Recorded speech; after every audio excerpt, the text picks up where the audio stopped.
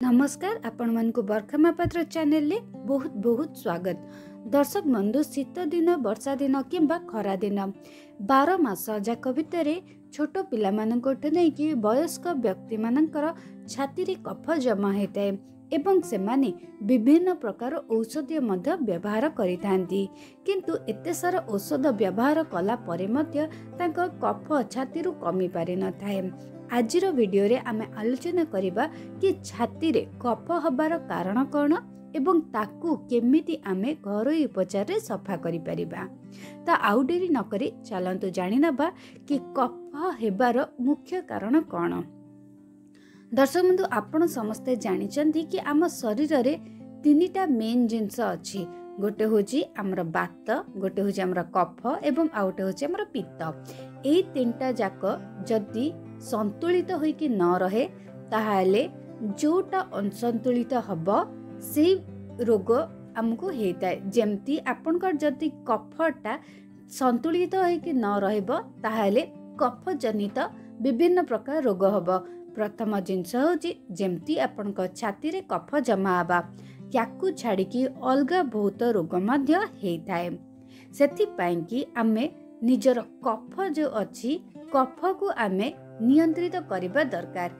एहा सहित आउ गोटे मध्य कारण अछि कोन पई कि आम छाती रे बहुत मात्रा रे कफ जमा होउची। आउ गोटे कारण हैला जदि आम शरीर रे फास्फोरस जनित पोषक तत्व आम शरीर रे अभाव हेबा द्वारा मध्य आम छाती रे कफ जमा हो जाय थाए। सेथि पई कि आम शरीर को फास्फोरस रा आवश्यकता अधिका बढ़ी जाय थाए। आमे जदि ठीक मात्रा रे फास्फोरस जनित खाद्य खाइबा ताहाले आम छाती रे कफ जमा हबनी एवं आमे सुस्थ रहबा।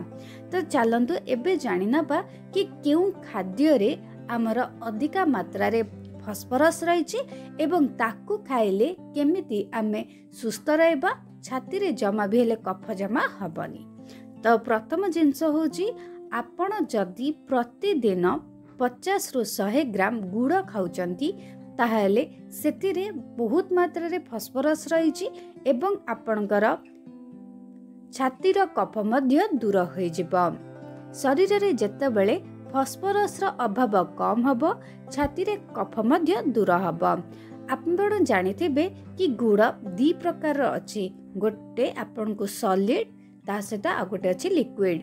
जदि आपण लिक्विड गुड़ को दिन जक भितरे 50 रु 100 ग्राम खाउचंती ताहाले आपणकर शरीर रे फास्फोरस बहुत मात्रा रे बढ़िबो। जेतु लिक्विड गुड़ रे अधिका रु अधिका मात्रा रे फास्फोरस रहिछि, सॉलिड गुड़ रे टिके कम फास्फोरस रहिछि। सेति पई कि आपण सॉलिड गुड़ को खाइबा कम करिके आपण लिक्विड गुड़ को प्रेफर करंतु। तो एटा करिबा द्वारा आपणकर छाती रे जो कफ जमा हेकी अछि सेटा कमिबो। ता सहित हमर शरीर रे फास्फोरस रा मात्रा मध्य बढ़िताए। आपण गुड़ केतेबेले भी खाई परिबे, तार किछि भी टाइम टिकड़ा नै। जेतेबेले आपण को ठीक लागुची आपण सेतेबेले नै परिबे। एबे हमें जानिबा घरोई उपचार जहा को कले हमर छाती रे जो कफ जमा होईची सेटा दूर होई जिवो। सेति पई कि आपण को दरकार गोटे पान पत्र, ता सहित आपन को दरकार सुंठी। सुंठी रा माने आपण जानि चंदी सेटा होची जो अदाटा सुखी जाइथिबो ताकू सुंठी कुआ जाय। त आपण सुंठी गोटे छोटिया खंड नेबे, तापरे सेथिरे आपण 2 रु 4 टी गुजराती नेबे एवं ता सहित सेथिरे आपण 2 रु 4 टी लवंग नेबे। पान पत्र रे सुंठी गुजराती एवं लवंग पकाई के भांगी देबे। तापरे एही पान को आपण 10 मिनिट पर्यंत धीरे धीरे चुबाई चुबाई खाइबे। हेले पान पत्र, सुंठी, गुजराती एवं लवंग रे जहाँ भी सब पोषक तत्व अछि सेटा शरीर भितर को प्रवेश करिवो एवं आपण को छाती रे जो कफ जमा हेकी अछि सेटा दूर हबो। तो एटा आपण जेतेबेले इच्छा करि परिबे, केन मने रखिबे जेतेबेले भी आपण एही पानटी खाउचंती ताकू धीरे धीरे 10 मिनिट पर्यंत चोबाई चोबाई खाइबे। एबे जिबा हमर द्वितीय घरोई उपचार को। सेति पई कि आपण को दरकार 2टी सामग्री। गोटे होची आपनकर दालचीनी एवं आउ गोटे होची आपणकर महू। आपण कौन करिवे, आपण आग डालचीनी को ग्राइंड करिके तार पाउडर बने देबे। सेथिरे आपण गोटे चामच नेबे एवं एमिति महू पकाइबे जेमिति सेटा चॉकलेट भलिया गोल हे जिवो। आपण टिके मोटालिया करिवे हेले सेटा को आपण जेमति चाटी चाटी खाइबे।